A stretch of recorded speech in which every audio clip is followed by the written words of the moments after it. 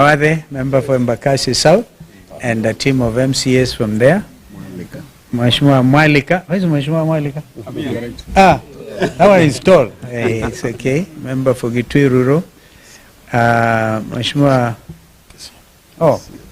Philip Kisia, as you know, has effectively taken over as the CEO for a coalition. Mheshimiwa Philip Kisia is right there. And we have Speaker Kitui County, I've seen him. Kitui County Assembly, I've seen him. And MCAs from Kitui can also raise their hands. We've seen them. MCAs Nairobi. Yeah, well done. Machakos MCAs, I think there are some here. Very good.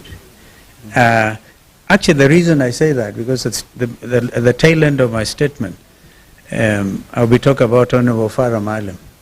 And he's been a party member for WIPA. So you see a representative group of members of that party. Fellow Kenyans, let us first pay tribute to three immediate Kenyans who left their marks on our republic. Professor Abdallah S. Bujra passed away on January 7th, 2025. Professor Bujra was a gallant son of Kenya and Africa and made great contribution to African integration and leadership and cutting-edge thinking on African development. Like the late Professor Ali Mazrui, Professor Bujra was recognized and appreciated outside Kenya's borders more than within. He served the continent as the first full-time executive secretary of the Council for the Development of Economic and Social Research in Africa, one of the premier research institutions in our continent, as well as the Organization of African Union, OAU, as it then was, in various capacities, including as a CEO of the International Panel of Eminent Personalities between 1998 and 2000. He was a founding director of boards of Muhuri and Katiba Institute in Kenya. Russian Wara was an incredible writer who sadly passed away this week from a battle with cancer. Her words, printed and written every week in different publications, both home and abroad, left a lasting impression, speaking truth to the heart. Whatever the subject, Russian questioned and demanded accountability. She was one of a kind, and compromising and apologetic in Kenyan. Yesterday evening, we learned of the passing on of senior counsel, our sister Judith Thongori. Thongori was an accomplished and celebrated family and human rights lawyer in Kenya. The region, and the international stage. Gender equality and equity were her forte. She took on many cases pro bono and contributed to the intellectual input in the constitutional making process. I know the senior bar council have been on this, led by the chairman of senior bar council, Fred Ojambo. And a lot is going in that space in celebrating the life of our sister senior counsel Judith Thongori. In their honor, let us have a minute silence. January the 12th, Public Service Cabinet Secretary Justin Muturi, in a stunning during a press conference, outlined in shocking detail the harrowing tale of his son Leslie Muturi's abduction on June the 22nd, 2024, while in the company of Embakasi West MP Honorable Makwiny and driver Marangui Manyora. Honorable Muturi, who was serving as the Attorney General of the Republic of Kenya at the time of his son's abduction, said that he had been waiting for answers for the last 6 months as to why his son was abducted. What should be of concern to any law-abiding citizen is that Honorable Muturi, as Attorney General of the Republic of Kenya, sat on the National Security Council, the top security organ in the country. Honorable Muturi has been seeking answers for the past 6 months, and they have not been forthcoming to someone so senior in the Kenya Kwanza regime.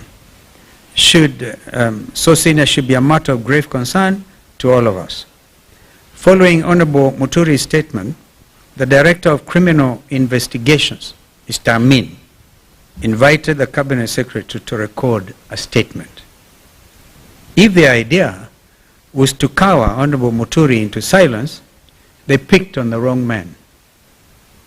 If the bombshell of the Sunday statement was not enough, Honorable Muturi signed the statement, clearly and squarely pointed the blame at the main culprit behind the inhuman abductions. A man who joked, made light of the abductions and Gen Z's demonstrations, a man who placed one phone call inside of the State House Nairobi Pavilion to the National Intelligence Service Director General, Nuruddin Haji, and had Leslie Muturi released within an hour. That man, as you have previously stated, is President William Ruto. Fellow Kenyans, the revelations by Secretary Muturi on the identity of the Commander-in-Chief of the abduction squads is quite telling. If the Attorney General of the Republic of Kenya cannot get answers to the whereabouts of his son, who can? If the Attorney General cannot get his phone calls answered by junior staff, such as the DG of NIS, of the DCI Director, who can? If the then Interior Cabinet Secretary, Professor Kithure Kindiki, and PS Raymond Omolo are furnished with lies by their juniors, what is the state of the Kenya Kwanza regime? Fellow Kenyans, the Kenya Kwanza regime has established command and control structures outside of the Constitution of the Republic of Kenya, carrying out illegal and criminal activities against Kenyans. We have actually since established that some headquarters of this abduction squad was somewhere near Ruaraka. As we have previously stated, William Ruto is a commander-in-chief of the abduction squads. This has been clearly demonstrated by his own public pronouncements on the abductions, as well as those of his conceited cronies in government. Kenyans and the international community should read between the lines. Mr. Ruto and his lieutenants' chest thumping over 2 weeks ago in Bungoma was not only a gross violation of Mr. Ruto's oath of office, it also bore all the hallmarks of a dictatorship and a crude attempt to instill fear in Kenyans by subduing them into silence.